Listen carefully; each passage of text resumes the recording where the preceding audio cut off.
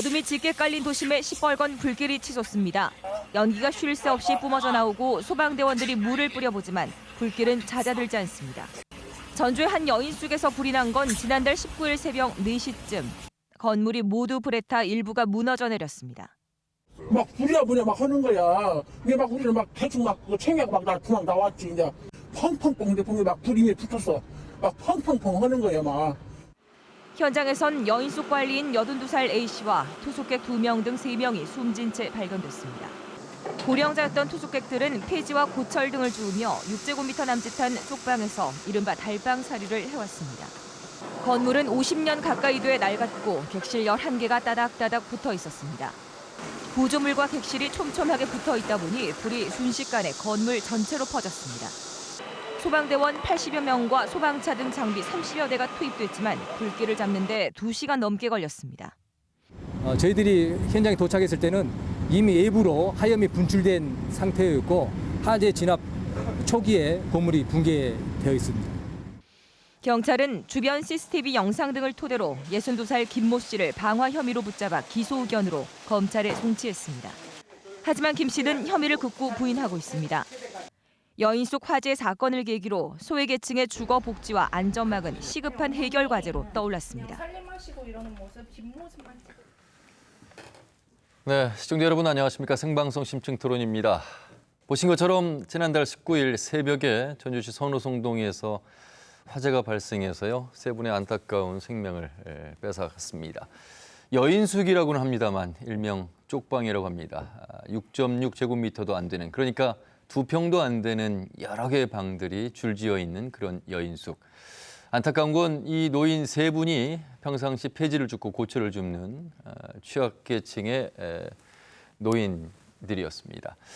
자, 이 사건을 계기로 해서 취약계층, 소외계층에 대한 주거복지 실태를 조사하고 있는데요. 오늘 그래서 생방송 심층 토론에서 소외계층에 대한 주거복지 대책은 어떤 것들이 있는지, 그리고 앞으로 보완해야 될 점은 무엇인지 살펴보도록 하겠습니다. 시청자 여러분께서도 전화와 문자를 통해서 의견 주시면 감사하겠습니다.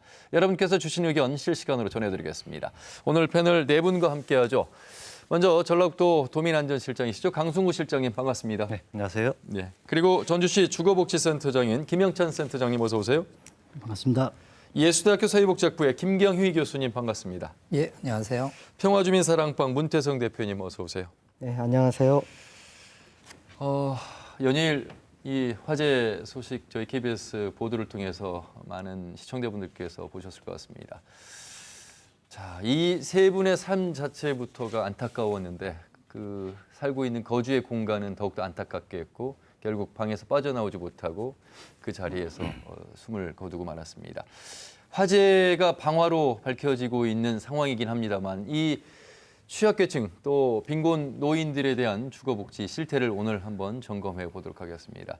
저와 함께 현장 취재까지 갔던 문태성 대표께 먼저 사건 개요부터 좀 부탁드리겠습니다. 네, 방송 화면에서 잠깐 보셨듯이 8월 19일 날 새벽 한 4시경에 화재가 난 사고고요. 이 여인숙은 이제 목조 건물이고 또 오래 전에 한 30년 전에 여인숙으로 허가받은 곳이라고 합니다. 이곳에서 이제 참변을 당하신 분은 3분인데요.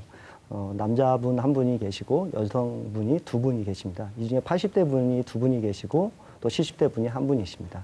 다 70, 80대 노인분들이신데요. 이분들이 이제 이후에 방송 이후에 확인해 보니까 우리 전주시에 거주하고는 있지만 실제로는 여인숙에 주소를 두지 않고 있다는 것도 확인되었습니다. 그리고 이 중에 한 분은 여인숙을 관리하고 있으면서 기초생활수급자로 지원을 받고 있었던 거고요. 또 나머지 고철과 폐지를 주었던 2분은 주소지도 되지 않지만 기초수급자가 또 아닌 것도 확인되었습니다.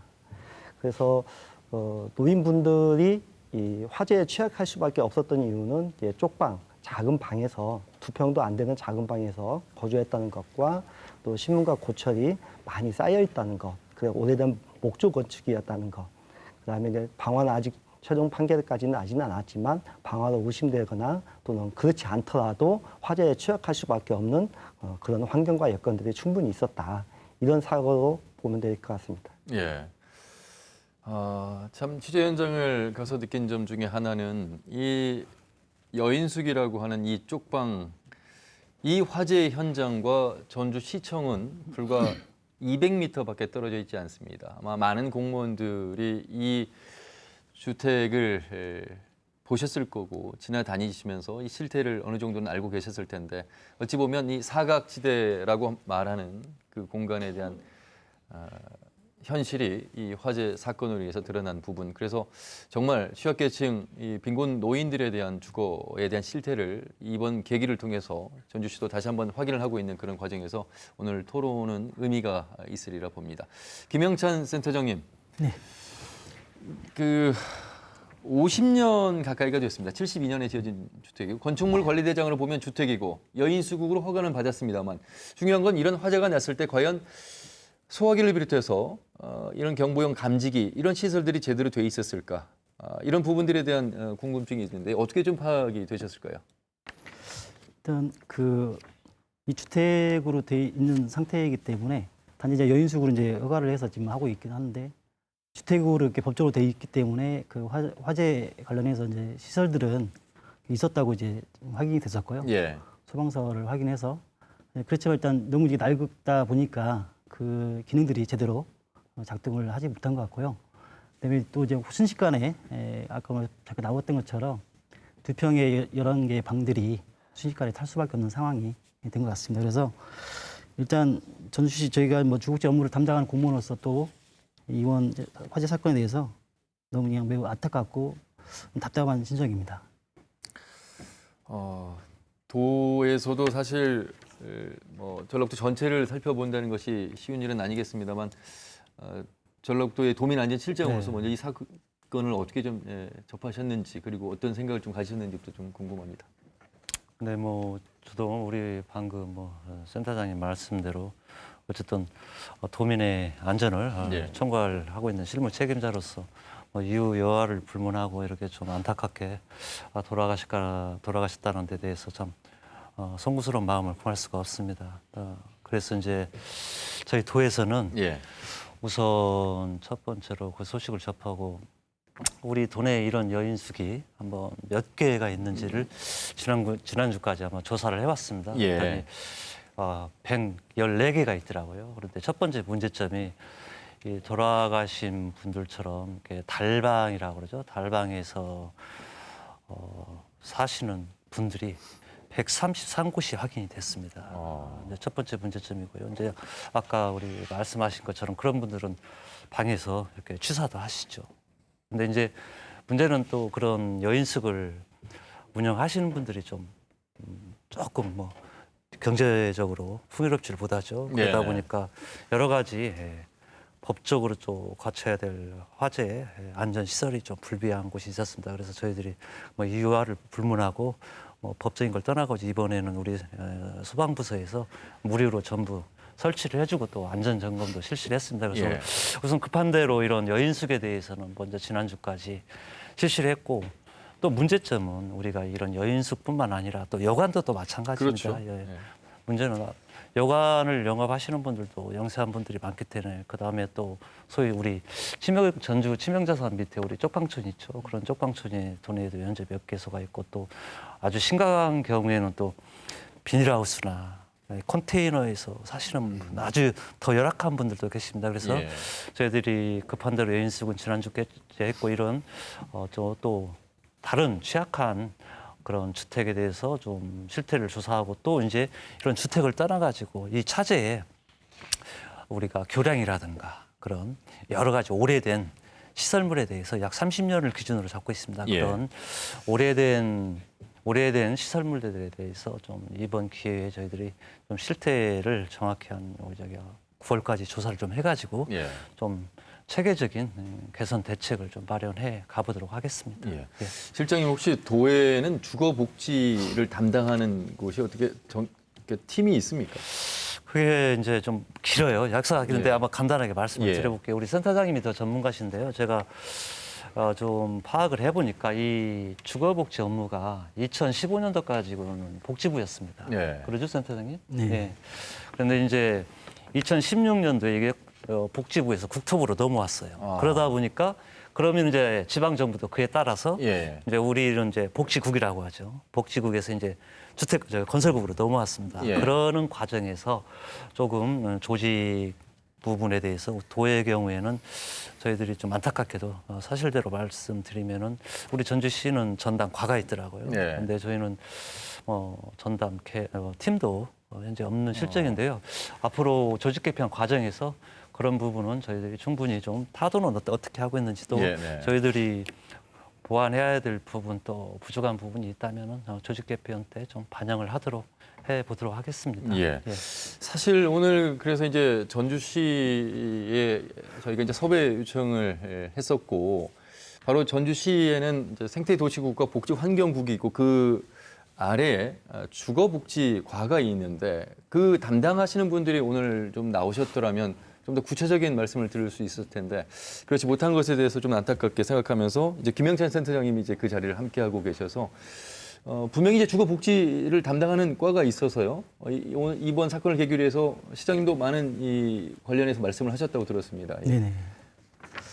일단 저희가 그 지자체 자체에서는 그 사건이 발생되고 나서 바로 생활복지과부터 해서 주거복지과 관계 부서들이 모여서 관계 부서들이 같이 실태를 좀 조사를 하고 예. 거기에 이제 그 여인수 거주하시는 분들에 대한 실거주 확인도 진행을 했고요. 그다음에 저희가 또 빈집에 또 주소가 이렇게 남아 있는 경우가 있는데 예.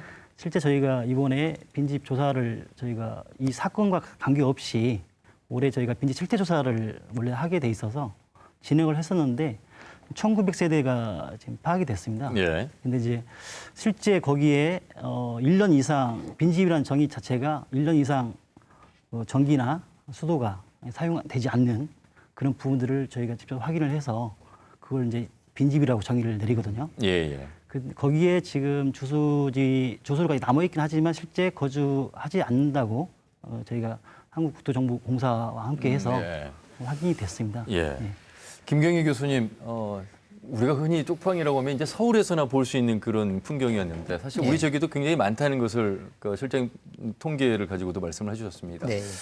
어찌 보면 화재가 나서 알게 됐습니다만 화재에 대한 취약도 개선을 해야 되겠습니다만 빈곤층에 대한 주거복지의 어떤 시스템 체계 이게 파악부터 좀 되는 것이 우선 순위가 아닐까 이런 생각을 해보게 되는데요. 어떻게 먼저 사건을 좀 보셨는지. 네, 사실 이 빈곤, 특히 이 주거와 관련된 빈곤 문제는 예. 2000년 국민기초생활보장제도에서 주거급여가 신설이 되면서 예. 우리 사회가 관심을 갖기 시작을 했습니다.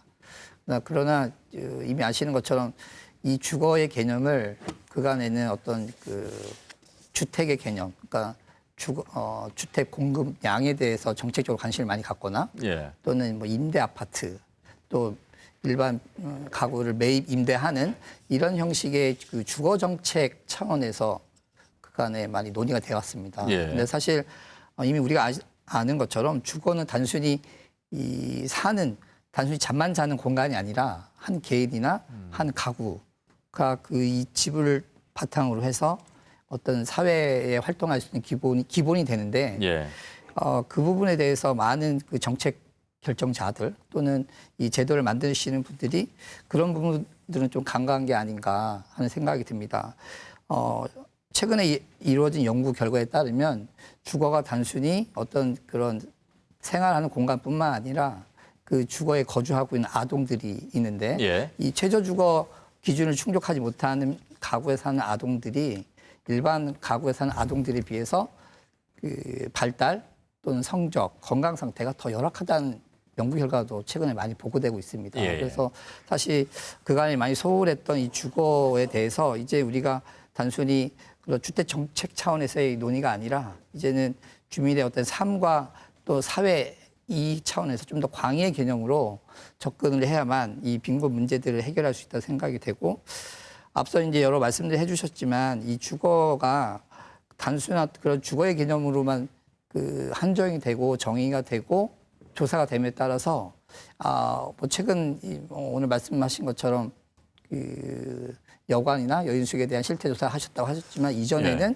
그런 비닐하우스라든가 PC방, 만화방, 쪽방, 여관에 대한 실태 조사는 거의 없는 게 사실입니다. 사실 그래서 우리가 주거의 개념을 좀 더 포괄적으로 정의를 하고 주거 빈곤의 개념도 좀 더 디테일하게, 더 자세하게 해서 이 실태 조사가 이루어져야만 이런 사각지대를 미연에 예방할 수 있지 않을까 생각이 됩니다. 그러니까 어찌 보면 주거라고 하면 우리는 주택, 집을 생각합니다만 이분들에게 주거는 방입니다. 방 개념으로 보기 때문에 파악 자체가 어려운 부분, 여인숙 여관에서 생활하시는 분들은 이제 우리가 생각하는 주거의 개념이 좀 다른 것 같아서 실장님 그 실태 조사한다는 것이 특히나 어디까지 소외계층 속에서 어떤 주거 형태까지 조사를 하는 것이 이제 바람직한 것인지 모르겠습니다만 생각보다 깊은 곳에서 살고 계시는 분들이 지금 많다는 얘기잖아요. 예, 우리 우선 이제 행정적으로 좀 개념을 좀 말씀드리겠습니다. 지금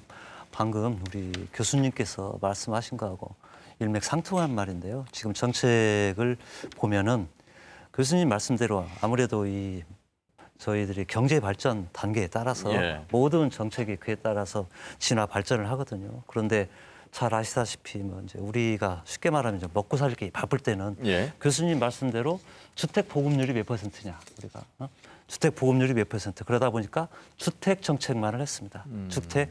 그래서 거기에서는 전혀 없었던 건 아니지만 못 사는 사람들을 위해서는 어떤 정책을 수립해야 되느냐 그런 부분은 아주 적었던 거죠. 대신 어떻게 집을 많이 지어가지고 많이 공급해서 주택 보급률을 높이느냐 거기다 중점을 뒀는데 이제 그래서 2016년이 굉장히 중요합니다. 2016년도에 그래서 그 전에는 국토부에서 그런 종합계획을 10년에 한 번씩 만듭니다. 그래서 각 도가요. 그걸 주택 종합계획이라고 했습니다. 2016년도 이전에는.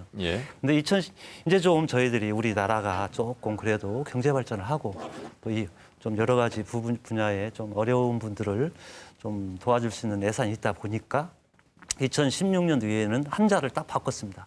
주택에서 방금 교수님이 말씀하신 대로 주거 종합대책.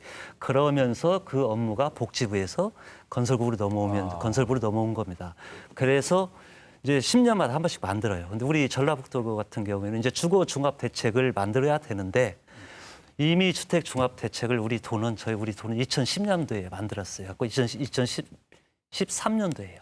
2013년도에서 2022년도까지의 주택 종합대책은 있는데 문제점이 현실 그대로 말씀드리면 현재 우리 도에는 주거 종합대책은 없습니다.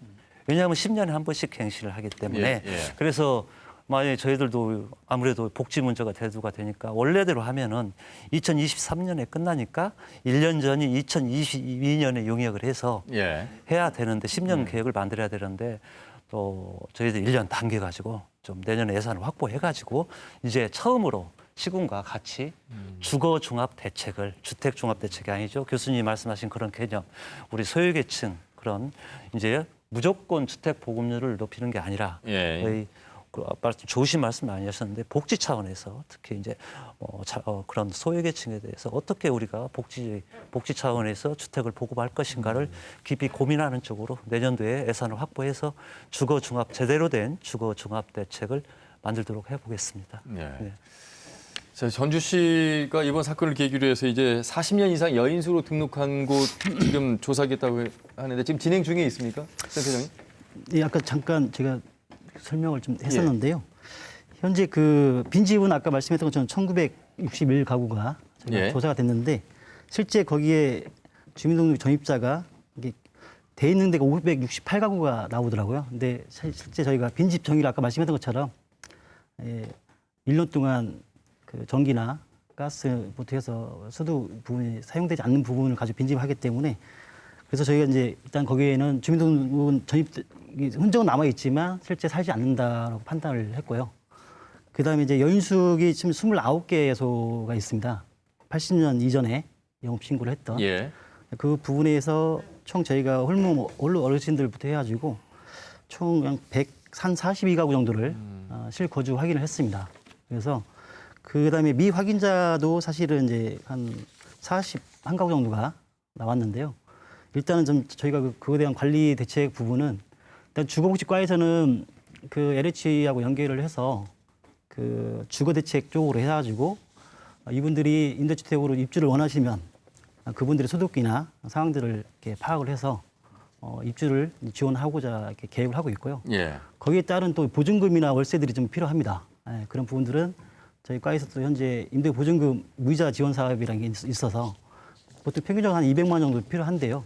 그 부분들 현재 저희가 지원 계획을 하고 있습니다. 예. 그리고 복지과에서는 그 거주 화직인자 중에 그 말 그대로 이제 법적으로 보호를 못 받는 일반 가구들이 있습니다. 예. 그래서 그분들에 대해서는 이렇게 말 그대로 그 사회복지 공동모금회 등 그다음에 대상자별로 상담을 통해서 현재 지역사회 통합 서비스 사업이라고 하고 돌봄 사업을 현재 전주시가 하고 있는데 예. 그 부분하고 연계를 해서 향후에 종합적으로 관리 대책을 이렇게 각 부서가 협력해서 진행하고자 현재 계획을 하고 있습니다. 예. 자치단체로 올수록 이제 그 조례를 통해서 시군마다 행정을 펼치겠습니다만 문태성 대표님, 2011년도에 전주시는 주거복지 조례를 만듭니다. 그 아마 전국 최초라고 해서 굉장히 주목받았던 기억이 나는데 그런데 이런 일이 벌어지고 나니까 조례는 만들어졌는데 조례를 뒷받침하는 어떤 예산이나 의지가 좀 부족했던 건 아니었을까 이런 생각을 좀 해보게 되는데요. 그때 그 조례 관련해서도 함께 참여했던 분이시라고 제가 들었습니다. 네, 뭐 저보다는 우리 저기 전주시 주거복지센터장님이 예. 적극적으로 조례를 만들자고 제안하신 분이고요. 그 조례를 이제 전주시 현재 서은군 의원님 발의로 조례를 제정했고, 저도 이제 그 조례를 제정하는 데 이제 동참한 이제 시민사회단체의 한 사람이기도 합니다. 조례를 제정했을 당시가 이제 2011년도인데요. 그 당시에 전주시에서는 사실 이 조례 제정에 반대 입장을 고수했습니다. 아, 그렇습니까? 예. 근데 이제 우여곡절 끝에 조례가 제정되었는데 비하인드로는 사실은 그 지금도 하고 있는 해피하우스, 해피하우스 사업을 추진해야 되는데 이 정부나 지방 정부가 그 복지 관련 사업이 이제 어떤 보조금을 지원할 때에는 조례나 법률 근거가 있어야 됩니다. 그렇죠. 예. 근데 저 조례가 없으면은 그것이 이제 선거법 위반 사항이 되거든요. 그래서 이제 주거복지 조례는 반대했지만 해피하우스 사업에 대한 예산을 세웠기 때문에 그 예산을 집행하기 위해서 조례가 필요했던 거고, 마침 주거복지 재정 운동을 우리 센터장님 제안을 통해서 의원님들과 시민사회단체가 그 조례가 우여곡절 끝에 이제 통과가 되었던 거죠. 근데 실제로 그 주거복지조례는 2011년도에 만들어졌지만 첫 사업이 이제 주거복지 실태조사입니다. 예. 주거복지 실태조사가 2014년도에 실태조사를 하게 됩니다. 즉, 약 3년의 공백이 생기는데요. 전주시가 조례를 만들고 해피하우스 사업을 추진하다 목적으로 이제 조례가 통과되다 보니까 첫 번째 사업인 주거 실태조사가 굉장히 적은 예상으로 아주 늦게 첫 사업이 시작됩니다.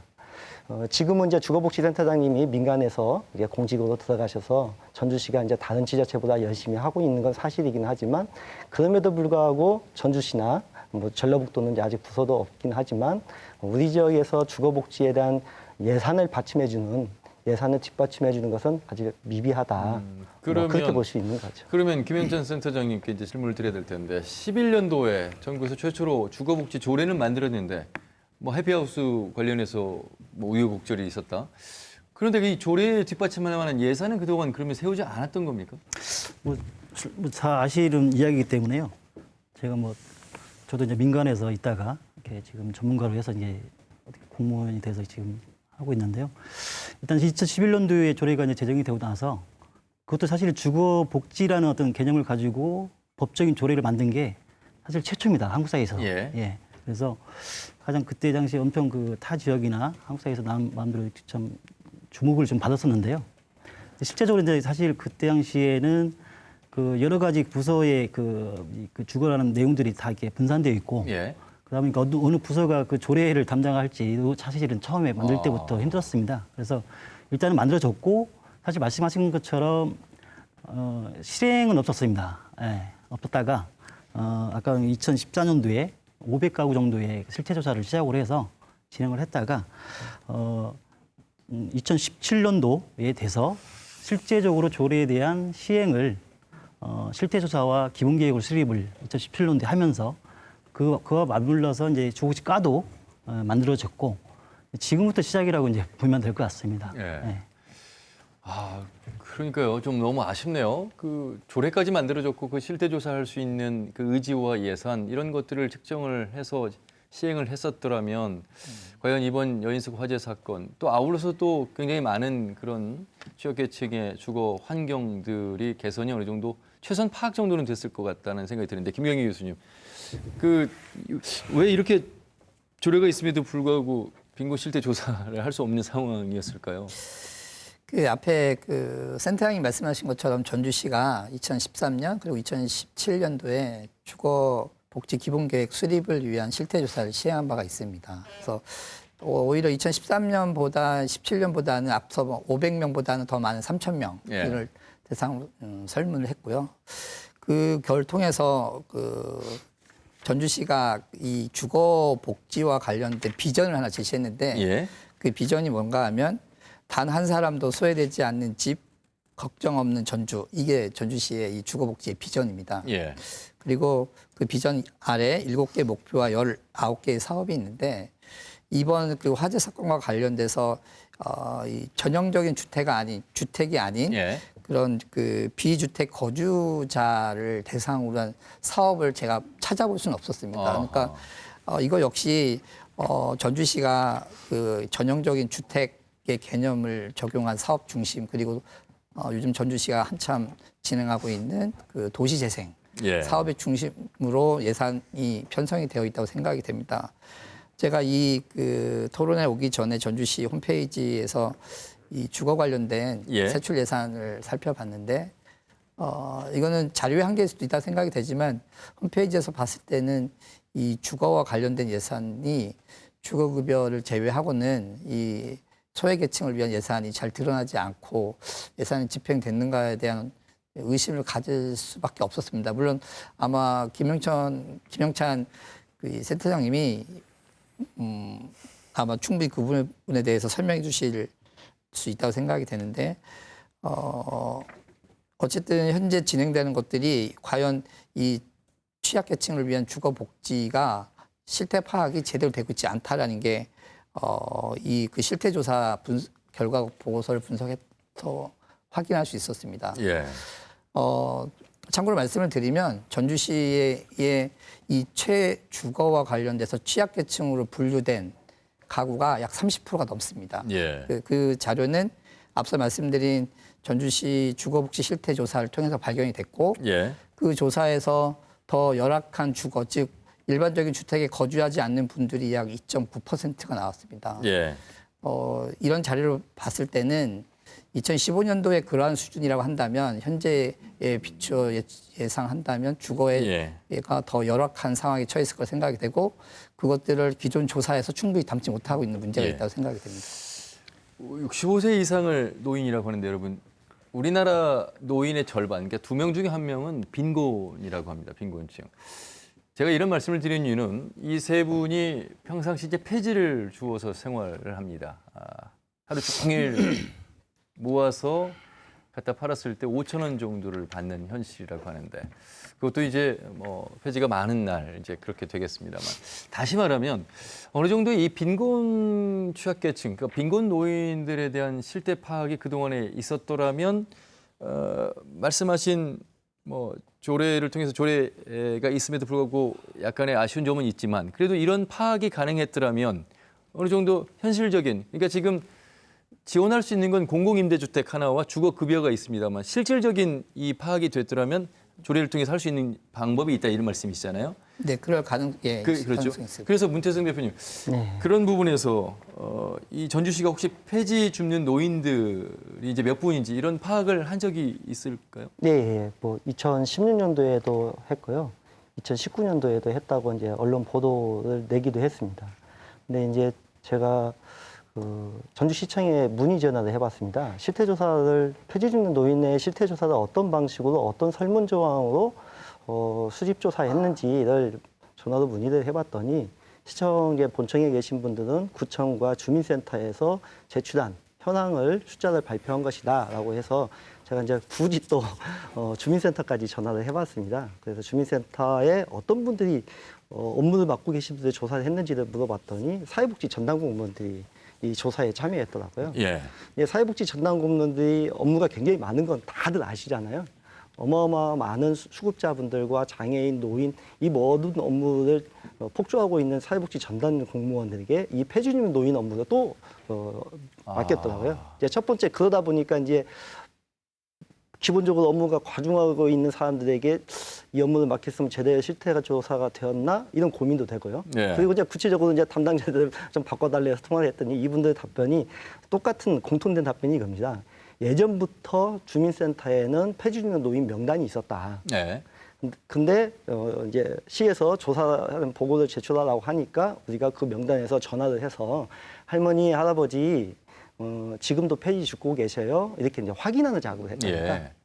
예. 예를 들면 서울시에서 이제 폐준임 노인 실태조사, 전수조사를 했다라고 이제 언론에 보도되어서 그쪽하고 좀 비교를 해서 제가 이런 질문을 했습니다. 그러면 우리 주민센터에서는 서울시처럼 고물상에 관할 구역에 있는 고물상에 들어가서 전수조사나 실태조사를 좀 해본 사례가 있습니까? 그랬더니 그런 사례는 많지 않더라고요. 예. 예, 즉 이제 업무가 폭주되어 있는 담당 공무원에게 이 업무를 시켰다면 이 실태조사는 통계치도 들어갈 수 없고 어떻게 뭐 사실관계도 뭐 인정할 수 없는 수치 아닐까 그런 의심이 먼저 들었습니다. 아니, 그 좋습니다. 뭐 사실 여러분 사회복지사 공무원 영역에서 너무 일이 많아서 자살까지 하는 그런 사례도 저희가 뉴스를 통해서 전해드렸습니다만 이분들의 지금 상당히 업무량이 많은 가운데서 이 폐지 수거 노인 현황까지 파악한다는 건 어렵습니다. 자, 그것조차 어렵다고는 하고요. 그러면 실태 조사를 한 데에는 무언가 파악을 해서 지원을 하려고 했던 것 아니었을까? 그렇다면 어떤 지원을 하려고 했던 것일까? 이런 이제 대목이 궁금해질 것 같아서 김영찬 센터장님, 조사를 한 데에는 그런 이유가 있을 텐데요. 예, 일단 이 부분은 그 현재 그 노인 그 담당하는 팀이 기존에 그 생활복지과에 있다가 올해 그 7월에 여성가족과로 그 팀이 옮겨갔거든요. 아무튼 그쪽에서 아까 말씀했던 것처럼 2019년도에도 이제 조사를 했다고 해서 제가 자료를 좀 받았는데 255명으로 해서 이렇게 조사가 됐고 예. 거기에 기초생활수급자가 58명, 그다음에 뭐 차생계층 46명, 일반 가구가 뭐 151명 이렇게 파악이 돼서 그 부분을 가지고 현재 그 노인 일자리 사업하고 연계를 해서 취업 알선을 이렇게 해서 작년에 96명, 올해 뭐 29명이 이렇게 참여를 하신다고 하시고요. 그다음에 이제 무료 건강 검진, 그다음에 폐지를 줍다 보면 교통 안전에 대한 문제가 있잖아요. 그런 안전 교육도 수시로 이렇게 권역별로 해서 진행을 하고 계시고 그 향후 이제 그 일반 가구에 대해서는 이제 법적인 어떤 보호를 못 받고 있으니까 그분들에게 대해서는 이제 그 현금 지원 서비스 사업을 후원금을 조성을 해서 이렇게 진행을 하고 있는 걸로 파악이 됐습니다. 고요. 잠깐 또 앞서 이 내용하고 좀 연계를 또 한다면 아까 앞서서 이제 저희가 실태 조사를 2017년도에 했습니다. 2017년도에 저희가 통계청 승인을 받아서 진행을 해서 저희가 총 우리 전주시가 가구 수로 따지면요 25만 가구 정도 됩니다. 하는데 아까 말씀드린 것처럼 그게 8만 가구 정도가 주거 취약계층으로 이렇게 파악이 됐고요. 그러면서 이제 그에 대한 대책을 저희가 이제 기본 계획을 이제 수립을 해서 5개년으로 해가지고 중장기적으로 이렇게 매년 시행 계획을 이렇게 만들어서 진행을 하고 있습니다. 그래서 주거복지과라는 것도 사실 2017년도에 만들었기 때문에 현재 저희가 그런 사업들을 하나씩 이렇게 매년마다 예산도 마련하고 정책을 마련해서 진행하고 있고요. 그다음에 이제 쪽방이라고 해서 사실은 쪽방이라는 정의가 아직도 좀 명확하지는 않습니다. 하지만 그 행안부에서 매년 아니면 주기적으로 실제적으로 쪽방의 현황을 도 단위로 해서 조사에서 올리려 하거든요. 근데 제가 알기로는 전라북도는 없다라고 이렇게 보고를 하는 걸로 알고 있습니다. 그래서 근데 지금 뭐 이렇게 여인숙 부분은 사실 이게 쪽방이라고 볼 수 있는데 그게 이제 주택이 아니냐라는 부분에 대한 부분들이 명확하지 않게 또 있다 보니까 애로사항이 있긴 한데요. 아무튼 저희가 거기에 맞게 쪽방 여인숙 거주자들 같은 경우에는 그 올해 한 뭐 이렇게 한 10년 전부터 사실관계 3개월 이상 쪽방 여인숙 고시원에 거주하는 사실이 확인이 되면 그 임대주택에 바로 입주가 가능하게 돼 있습니다. 돼 있는데 신청주의가 있고 그다음에 왜냐하면 본인 신청을 해야 하는 부분이 있고요. 또 하나는 저희가 사례를 발굴해서 상담을 진행하더라도 그분들이 입주를 꺼려합니다. 예, 거기를 떠나기 싫어하는 이유가 여러 가지가 있겠지만 그런 부분들이 사실은 또 어려움이 사실 있습니다. 그래서 저희가 이제 민간에 있을 때도 문재인 대표님도 아시겠지만 상담을 하다 보면 그런 분들이 여타 이유로 인해서 말씀을 잘 안 하시기도 하고 임대주택에 입주를 이렇게 권해도 예. 그분들이 어려워하시고 가기 싫어하시는 어떤 부분 이유가 예. 있어서 그런 부분도 사실은 나타나고 있기 때문에 아무튼 그런 부분들을 다 종합적으로 고려해서 저희가 매년 계획을 세워서 간다는 것들은 이 자리를 빌어서 말씀드리고 싶습니다. 예. 자, 그 2011년에 만들어진 전주시의 주거복지 지원 조례를 한번 더 살펴봐야 될 것 같은데요. 그곳에는 이렇게 명시되어 있습니다. 전주시장은 살만한 공간을 만들기 위해서 주거복지 기본 계획을 수립해야 하고 또 이분들에게 지원할 예산을 명시하도록 책무를 지고 있다고 명시가 되어 있다 이렇게 얘기가 나오고 있어서 문재선 대표님이 차트를 좀 가지고 계신 것 같아서 네. 예, 차트를 통해서 한번 살펴보겠습니다. 이미 뭐 거론된 건데요. 차트 제가 보면서 해야 되는데 예, 주거복지 지원조례를 전북도와 전주시 뭐 다른 시군까지는 비교를 못했고요. 전주시와 전라북도를 비교해 보면 전주시는 주거복지 조례입니다. 근데 이제 전북은 아까 우리 시장님 말씀하신 것처럼 예, 주거복지 이런 조례는 아직 이제 주택이라는 단어가 아직 좀 들어가 있는 거. 그래서 주거복지 조례는 좀 미흡한 점이 조례에 이미 있고요. 이후에도 뭐 부서 배치도 지금 보면은 전주시는 주거복지과로 되어 있지만 전라북도는 주택건축과. 아직도 이제 주거의 개념보다는 주택의 개념에 가까운 정책을 시행하고 있는 거죠. 또 한 가지 제가 준비한 것이 있는데요. 예. 이 내용을 보시면 눈에도 쉽게 띕니다. 이게 문재인 정부가 뭐 대통령 공약상으로 나온 것인데요. 국토교통부, 중앙부처의 이제 주거복지 정책과 아까 실장님 말씀하셨죠. 주택복지 정책과가 있고, 근데 이제 전라북도는 주거복지 정책을 다룰 수 있는 것이 아까 주택건축과인 거죠. 주거복지과가 없다 보니까. 전주시는 주거복지과. 저희가 이제 우리 시군에는 또 알아보니까요. 익산시하고 군산시는 과 형태는 아니고 팀이 있더라고요. 나머지 시군들은 과나 팀이 없는 것으로 이제 확인되었는데요. 예. 이렇다고 보면 이제 행정에서는 가장 중요한 것이 전달 체계. 업무가 어떻게 물 흐르듯이 국민에게 대국민 서비스가 흐르느냐가 굉장히 중요한데 이렇게 보면 행정 전달 체계에서 공백이 발생하는 것으로 충분히 이해될 수 있는 것이고요. 근데 보건복지부에서는 이번 사건 같은 경우는 이제 주택 공급 차원뿐만 아니라 아까 말씀하신 것처럼 우리 센터님 말씀하신 것처럼 쪽방이라는 개념은 법적으로 법에서 명시하거나 정의한 개념이 없습니다. 그래서 이제 보건복지부 주관하는 법령을 찾아보면 노숙인 등에 관한 법률이 있습니다. 예. 노숙인 관한 등 법률은 이제 보건복지부 소관이기 때문에 그 보건복지부의 소관에는 자립지원과가 있는데요. 여기 노숙인 업무 담당하는데 전라북도에서는 보훈복지팀입니다. 명칭부터가 좀 노숙인 업무 담당하는데 좀 어려움이 있죠. 보훈하면은 우리가 그렇죠. 노숙인 담당하는 주된 업무가 보이지 않죠. 전주시도 복지기획팀입니다. 그러다 보니까 전주시 예산 중에 노숙인 관련 예산을 저도 살펴봤더니 전주시는 노숙인 사회복지 시설이 있습니다. 노숙인들은 사회복지 시설이 있는데 노숙인 사회복지 시설이 100%입니다. 그러니까 노숙인 사회복지 시설 외의 노숙인에 대해서는 전주시는 예산이 전혀 없는 상태입니다. 예. 뭐 이 정도로 쪽방 또는 여관 여인숙.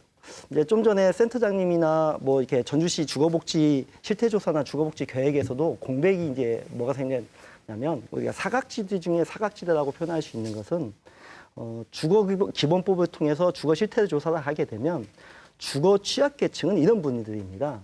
수급자이면서 그 주택이 허스름하다, 어렵다. 이런 분들에 대한 실태조사입니다. 그래서 주거 취약계층입니다. 근데 이번 같은 경우는 여인숙에 거주하기 때문에 주거 취약계층 실태조사에 들어가지 않는 거죠. 왜냐하면 그렇죠. 주택이 아니니까. 예. 그러니까 국토교통부나 주거복지 쪽에서 실태조사를 하게 되면 그 공백, 사각지대가 발생합니다. 비주택 거주자들에 대한 실태조사가 아까 교수님 말씀하신 것처럼 중앙정부나 기초자치뿐만 아니라 전라북도 광역도도 이 부분에 대한 집중조사가 없었던 거죠. 그래서 사각지대가 발생합니다. 또 이제 국토부를 뺀 나머지 보건복지부에서도 노숙인 관한 지원 사업 아까 말씀드린 것처럼 노숙인 복지 시설에 대한 지원만 하다 보니까 노숙인 관한 등의 법률에 보면 쪽방이라는 단어는 나옵니다. 근데 개념적인 없지만 예. 그 쪽방에 대한 지원이 없기 때문에 사각지대 중에 사각지대. 우리가 이제 고등학교 때 수학을 배우다 보면 이렇게 공통 분모가 있는데 빠진 공간이 생기는 거잖아요. 그런 사각지대가 이번 이제 사건의 피해자들, 숨진 어르신들에 대한 사각지대 중에 사각지대라 볼 수 있는 거죠. 예, 그런 부분에 대한 실태 조사와 그런 부분에 대한 지원, 기본 계획들이 지자체, 전주시를 비롯한 시군과 또는 광역도라는 전라북도가 그 부분에 집중적으로 좀 관심을 가져야 되고 정책을 수립해야 될 필요성이 있는 것이죠. 이거 사각지대라는 것이 사실 운전하다 보면 뒤로 보이지 않는 그 공간인데 그 사각지대 속에 또 사각지대라는 표현을 이제 2번이나 쓰셔서 자 그렇다면 이제 그 도 차원에서도 이제 주거복지 관련된 지원할 만한 어떤 조례를 좀 만드셔야 될 것 같고 지금 현재로서는 지원할 만한 어떤 근거는 아직은 마련이 안 된 그런 상황인가요? 글쎄요. 사업의 성격에 따라 다르겠지만 주거기본법이라는 게 있습니다. 근데 거기에 주거기본법에 요약하면 취약계층에 대해서 지원해야 된다. 지원할 법적 근거가 있기 때문에 저희들은 사업 성격에 따라서 의지만 있다면 첫째 의지와 두 번째 이제 저희들 공무원들한테 항상 하시는 소리가 있죠. 조직과 예산 타령한다고. 결국은 모든 정책의 의지와 예산의 문제입니다. 방금 우리 지방 뉴스에도 나왔잖아요. 제가 방금 봤는데 각 분야에서 전부 각 분야에 저희들이 예산을 투자해야 될 수요처가 있습니다. 아까 농민분들한테 한 달에 5만 원씩 수당 준다고 하니까 10만 원씩 달라고 아까 뉴스에 나오더라고요. 결국은 그런 법과 조례의 문제이기 전에 저희들이 말씀하신 것처럼 사각지대를 없애는 게 저희 행정의 기본 책무이자 의무입니다. 그래서 또 조직 말씀도 하시는데 조직도 뭐 그런 저희들이 그런 전달 체계에 있어서 이제 명칭의 문제인데 전주시는 이제 주거복지 부서가 있기 때문에 명칭의 문제인데 저희들은 의지를 가지고 많은 쪽 주거복지를 위해서 사업을 하고는 있습니다. 시간 관계상 많은 말씀을 안 드리겠지만 결론을 내리자면은 저희들이 법적 근거 조례 분명히 있습니다. 그래서 이런 전문가분들이나 또 우리 시군과 협의해가지고 현재 하고 있는 사업보다 더 효율적이고 좋은 사업이 있다면은 예산이 허용하는 범위 내에서 저희들이 적극적으로 이런 주거복지를 좀 높이기 위한 사업을 추진해 보도록 하겠습니다. 그 진행하면서 제가 자주 쓰는 말이 그 바로 이제 의지인데 처지가 아니라 의지다. 하지 못하는 것이 아니라 하지 않는 것이다라는 이제 표현을 가끔 쓰면서 어찌 보면 그 의지가 굉장히 중요한데 지금 실장님께서 그런 말씀해 주셨고 공공임대주택 형식이 하나 지원받을 수가 있고 이제 주거급여 형태가 있는데 이런 분들이 주거급여를 좀 받아서 조금 더 좋은 곳으로 이동할 수는 없을까? 아니면 주거의 상황을 좀 더 좋게 만들 수는 없을까? 이런 생각도 해보게 되는데 김경희 교수님, 주거급여는 어떤 분들에게 지원이 되는 건가요? 예, 주거급여는 기본적으로 그 소득을 기준으로 할 때 그 중위소득의 44% 이하의 소득을 갖는 분들을 얘기합니다. 사실 44%라면 그렇게 체감이 되지 않지만 금액으로 말씀드리면 사실 더 와닿습니다. 그러니까 1인 가구의 경우는 월 75만 원 정도 이하의 소득이 발생하면 주거급여 대상이 됩니다. 그리고 2인 가구 같은 경우는 120만 원 정도가 되면 주거급여 대상이 됩니다. 그래서 이 주거급여 대상 이런 어떤 소득 조건 그리고 다행히도 최근에 부양의무자 기준이 없어졌습니다. 이 주거급여 한해서는 과거에는 이 부양의무자 기준 때문에 이 주거급여가 필요한 그 대상임에도 불구하고 배제되는 경우가 많았지만 최근에 이제 이 기준이 사라지면서 이 주거급여의 대상이 급격하게 지금 증가하고 있는 상황입니다.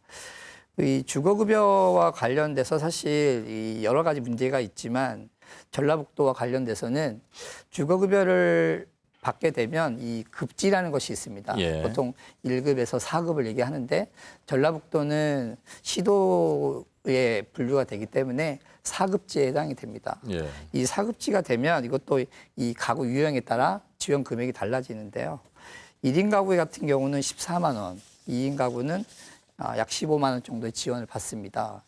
제가 1, 2인 가구만 말씀을 드리는 것은 이 가구 수가 작을수록 이 주거에 대한 부담이 큰데 이미 다 아시는 것처럼 전주 시내 또는 전라북도에서 월세를 15만 원 또는 14만 원 수준으로 들어갈 수 있는 방을 찾기란 사실 많은 그 방법을 찾을 수 없을 것이랍니다. 그렇죠. 네, 예. 그래서 현실적으로 뭐 제가 알아본 바에 의하면 대학가 같은 경우는 50만 원 정도도 되고 예. 또 이 일반 주택가에서도 그에 상응하는 수준의 주거비를 월세를 부담해야 됩니다. 그래서 이 주거급여가 있긴 하지만 이 주거급여가 어떤 지역적 특성을 충분히 고려하지 못한 문제가 실제 존재하고 있고 특히 이것이 대부분 1, 2인 가구에게 더 부담이 큽니다. 1, 2인 가구를 하면 단독 거주하시는 어르신들 또는 그 청년 가구들 그다음에 이제 그 북한 이탈 주민 그리고 뭐 더 말씀드리면 이제 뭐 그런 그 한부모 가정들도 이런 1, 2인 가구 좀 예. 소액 그 핵가족에 해당이 되는데 그런 분들에 대한 주거 부담이 주거급여에서 충분히 보완되고 있지 못하는 상황입니다. 예. 오늘도 시청자 여러분께서 굉장히 많은 의견을 올려주셨습니다. 제가 몇 분 내용을 소개해 드리도록 하겠습니다. 전주시 여인숙 화재 사건을 계기로 해서 전라북도는 생계형 숙박시설을 주거복지 차원에서 개보수 수리 보조금을 지원해 안전을 보장해야 된다는 의견 주셨고요. 이번 사건을 계기로 주거복지 취약계층 실태조사를 완벽하게 해야 한다. 행정체계가 좀 더 간단하고 쉽게 개편되어야 주거복지, 생계복지가 원활해진다. 아무리 좋은 정부와 정책이 생겨도 소외계층과 취약계층을 알지 못하는 게 현실이다. 실질적인 도움이 필요하다. 그리고 복지 사각지대에 있는 사람들의 신상을 담당 주민센터 직원이 파악하고 항시 관리를 해야 이런 문제들이 일어나지 않는다. 소 잃고 외양간 고친다는 말이 생각난다. 행정은 늘 사태가 번진 다음에 움직인다. 그 전에 움직여야 하지 않는가. 끝으로 전주시 공무원들은 노인분들 주거하시는 곳 방문해서 소방점검하는지 안부는 묻는지 궁금하다. 아무래도 열심히 행정에서 일하시는 공무원들 많이 계십니다만 또 이런 일이 벌어지고 나면 역시 행정에 대한 비판의 목소리가 높은 것 같습니다. 자, 그래서 항상 이 사건이 일어나고 난 이후에 좀 더 개선점을 잘 찾아야 되겠고 실질적인 파악 이후에 보완책을 마련해야 된다는 아주 교과서적인 이야기를 하고 있습니다. 여인숙 화재 사건을 계기로 해서 오늘 전라북도의 주거 빈곤계층에 대한 복지 시설까지 살펴보고 있는데 참 답을 찾기는 쉽지 않습니다. 그래서 이제 마무리 발언 시간까지 오게 됐는데 좀 더 현실적인 그런 말씀을 해주셨으면 좋겠습니다. 먼저 김영찬 센터장님. 네. 시간이 다 돼가서 일단 저는 이제 지자체나 정부에서 특별히 이제 신경 써야 할 부분들이 아까도 말씀하셨던 여러 가지가 있겠고 또 해도 좀 부족한 게 많이 있을 거고요. 행정에 있든 민간에 있든 간에 이게 예산이 필요하고 인력이 필요하고 또 이제 아무리 그 해도 그 사각지대는 또 계속 발생이 되는 부분들이 있는데요. 일단 그걸 이제 보완하고 그래도 최대한 그 노력을 해서 이걸 해결할 수 있는 방법들의 하나에 또 제안할 수 있는 것이 저는 이제 그 민간이 같이 협력을 해서 하는 주거복지 센터를 이렇게 설치를 지자체 단위로 주거복지 센터를 설치하는 게 가장 우선적으로 필요하지 않나 생각이 됩니다. 왜냐하면 행정에서 그 공무원들이 함께 뭐 이렇게 계속적으로 현장에서 막 이렇게 사각지대를 발굴하는 자체가 많이 힘들기 때문에 또 공무원들이 가서 이렇게 이야기를 하면 그분들이 상담을 잘 안 해주세요. 왜냐하면 이렇게 뭔가 이렇게 자기 속내를 이야기하게 되면 이게 뭐가 불이익을 당할감지 그런 게 있다 보니까 민간의 전달 체계에 그런 수시로 사각지대를 발굴하고 민간의 어떤 자원들도 같이 연계해서 할 수 있는 그런 시스템을 만드는 게 중요할 것 같고요. 왜냐하면 정부에서 사실은 센터 설치 자체를 대통령 공약상으로 돼 있는데도 불구하고 현재 이게 잘 진행이 안 되고 있거든요. 그렇군요. 그 부분이 안타까운데요. 일단 저는 우선적으로 그런 민간 협력 체계인 주거 전달 체계가 뭐 주거복지과도 지자체 단위에 만들어져야 하고 민간에서도 주거센터가 만들어져서 함께 이 사각지대를 계속적으로 지속적으로 발굴해서 지원할 수 있는 그런 협력 체계가 필요하다고 봅니다. 그래서 다시 최근에 뭐 너무나도 잘 아시는 마을 공동체의 개념이 다시 살아난 겁니다. 이웃과 이웃 간의 관계 속에서 이런 전달 체계가 오히려 더 현실적이다 이런 말씀이신 것 같습니다. 강승구 실장님. 네. 도차원에서 예. 말씀. 크게 이제 오늘 토론의 내용도 그렇고 크게 두 가지로 이제 분류를 할 수가 있는데 먼저 하드웨어 즉 시설의 문제입니다. 예. 이게 취약한 주거 시설을 이대로 계속 유지한다면은 이건 뭐 소유계층 여부를 떠나가지고 안전이 제대로 담보가 안 돼가지고 불특정 다수인 누구나 피해를 볼 수가 있거든요. 그래서 저희 도에서는 먼저 하드웨어 즉 취약 시설을 개선하기 위한 정책을 추진하겠고 또 두 번째로 오늘 또 거의 주제의 중심인 사람의 문제입니다. 즉 복지의 문제죠. 그 이제 주택의 개념을 떠나서 예. 주거의 개념을 또 복지의 개념을 주택 정책에 도입을 해서 이런 소외계층을 갖다가 저희들이 뭐 현실적으로 완전히 없앨 수는 없겠지만 예. 그런 걸 저희들이 가능한 한 최대한 많이 찾아내서 그런 분들의 고통을 찾아낼 수 있는 방법을 우리 전문가분들과 또 우리 시군하고 같이 계속 노력해서 예. 이런 우리 소외계층의 고통을 알겠습니다. 조금이라도 덜어드리기 위해서 노력을 하도록 하겠습니다. 예. 1분 정도 김경희 교수님. 네, 모든 정책의 기반은 실태를 정확하게 파악하는 거라고 생각이 됩니다. 그래서 기존에 이루어진 그런 실태 조사 수준에서 만족하는 게 아니라 이 주거 취약한 지역을 대상으로 한 집중적인 어떤 조사가 필요하다고 생각이 됩니다. 예를 들면 고시원 실태 조사라든가 비주택 거주자에 대한 실태 조사, 그리고 최저주거 기준을 미만의 삶을 살고 있는 주거에 대한 실태가 파악이 되고 예. 그것들을 그런 분들을 지속적으로 모니터링하고 관리라기보다는 지원을 해서 그분들이 그런 주거에서 벗어날 수 있는 정책적 지원이 필요하고, 물론 이런 것들을 하기 위해서는 인력과 예산, 조직이 반드시 필요하다고 생각이 됩니다. 현재 수준도 많은 발전이 있지만 향후에 전주시가 계획하고 있는 이 주거복지 기본계획을 달성하려면 보다 체계적인 정책적인 노력들이 필요하다고 생각이 됩니다. 예. 문태성 대표님.